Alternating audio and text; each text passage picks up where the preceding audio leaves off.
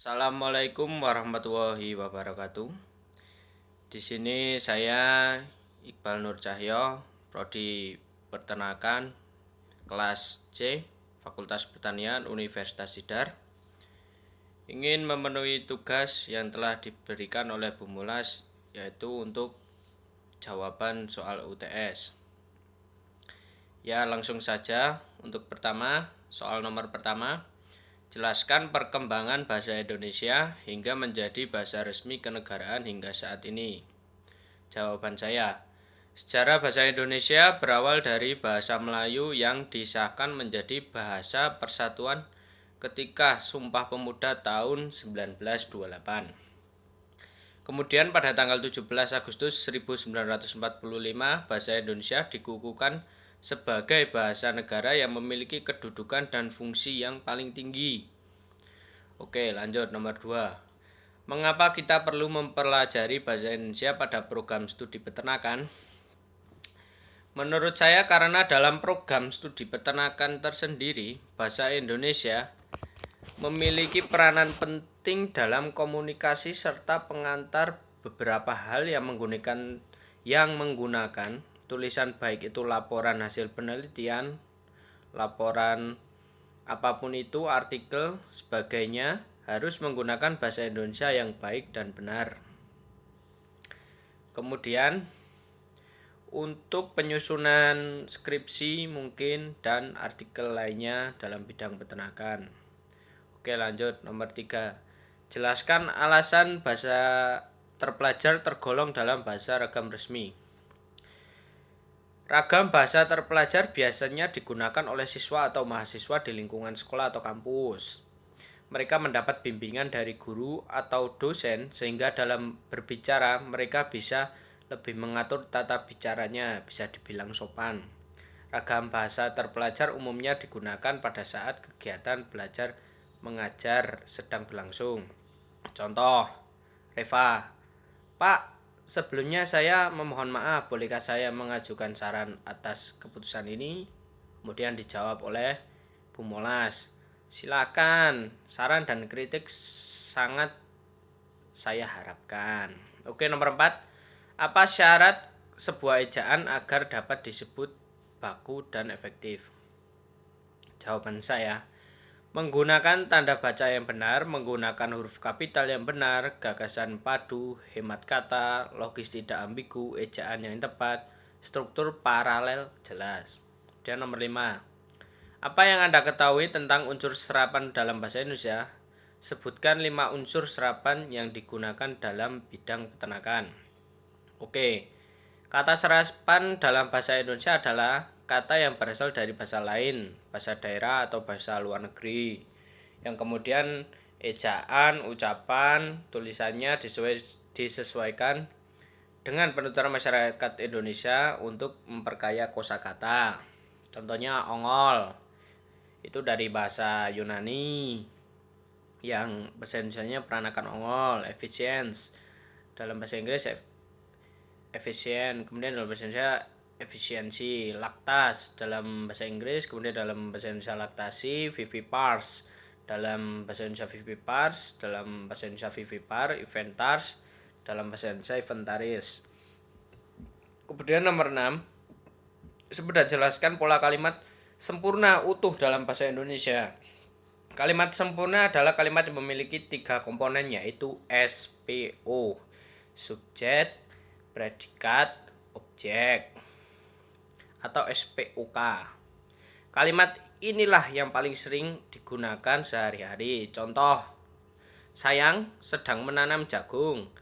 Adik sayang sebagai subjek, sedang menanam sebagai predikat, dan jagung sebagai objek. Jelaskan nomor 7. Jelaskan perbedaan bahasa lisan baku dan bahasa tulis baku.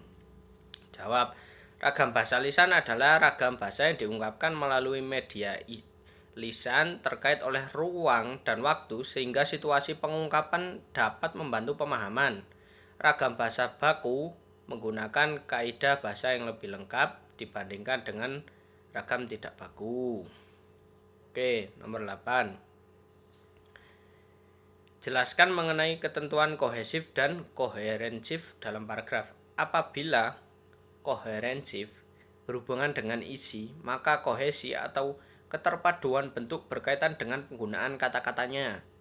Bisa saja satu paragraf mengemukakan satu gagasan utama, namun belum tentu paragraf tersebut dikatakan kohesif jika kata-katanya tidak padu. Oke, nomor 9. Buatlah masing-masing satu contoh kalimat majemuk setara dan bertingkat. Jawab setara. Kalimat setara majemuk ya. Ayah pergi ke kantor dan adik pergi ke sekolah. Oke, kalimat bertingkat. Aku akan menghubunginya jika aku sedang tidak sibuk. Lanjut, nomor 10.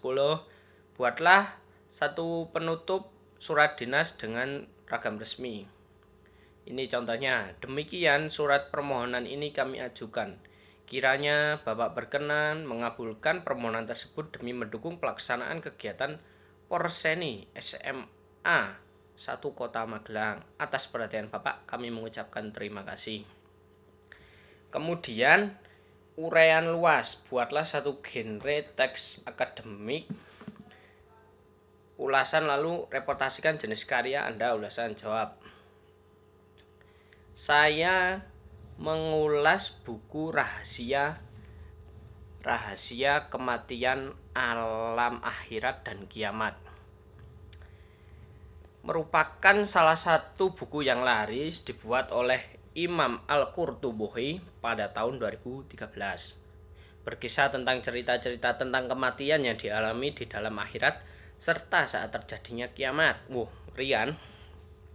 Tafsiran. Pada bab pertama menceritakan lelaki yang sangat dekat dengan kehidupannya. Lelaki tersebut memberikan kisah terkira menghadirkan senyuman di pagi buta. Yang dimaksud lelaki tersebut adalah ayah. Ayah dalam buku tersebut tidak pernah lelah untuk membuat seorang anak merasa nyaman, namun ia tak mengenal siapa sebenarnya ayahnya.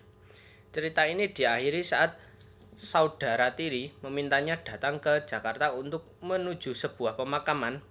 Matanya lantar menangis dan turun dari mobil dengan langkah gontai menggenggam tangan yang memegang bunga tersebut jatuh bersama dengan air matanya. Dalam cerita tersebut, ayah itu meninggal dan anak itu tidak mengerti perjuangan yang sangat besar oleh ayahnya. Evaluasi.